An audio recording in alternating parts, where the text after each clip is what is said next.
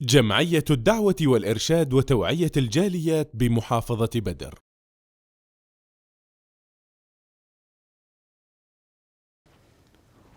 الحمد للہ رب العالمین والصلاة والسلام علی اشرف الانبیاء والمرسلین اما بعد۔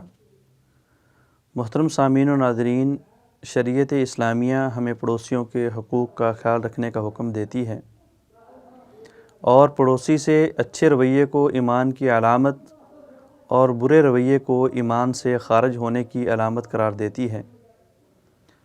اللہ تعالیٰ نے بھی قرآن مجید کے اندر بارہا پڑوسیوں کے حقوق کا خیال رکھنے کا حکم دیا ہے اور فرمایا کہ تمہارے پڑوسی چاہے تمہیں جاننے والے ہوں یا اجنبی ہوں، تمہارے رشتہ دار ہوں یا غیر رشتہ دار ہوں، ان کے حقوق کا خیال رکھنا آپ کے لیے ضروری ہے۔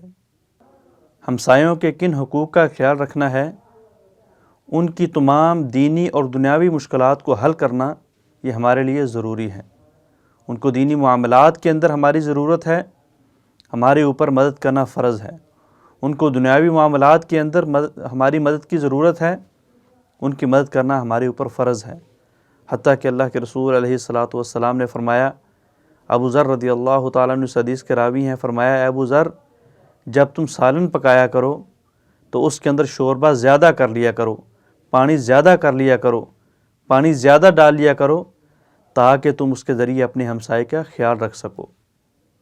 اسی طرح اللہ کے رسول علیہ الصلاۃ نے مسلمان عورتوں کو بطور خاص کہا کہ اے مسلمانوں کی عورتوں، اپنے پڑوسیوں کے حقوق کا خیال رکھا کرو، ان کے معاملات کا خیال رکھا کرو، ان کی ضروریات کا خیال رکھا کرو اور ان کے لیے کسی بھی ہدیے کو حقیر نہ سمجھا کرو، چاہے تم کو ان کے لیے تحفے کے طور پہ ایک بکری کا کھری کیوں نہ بھیجنا پڑے۔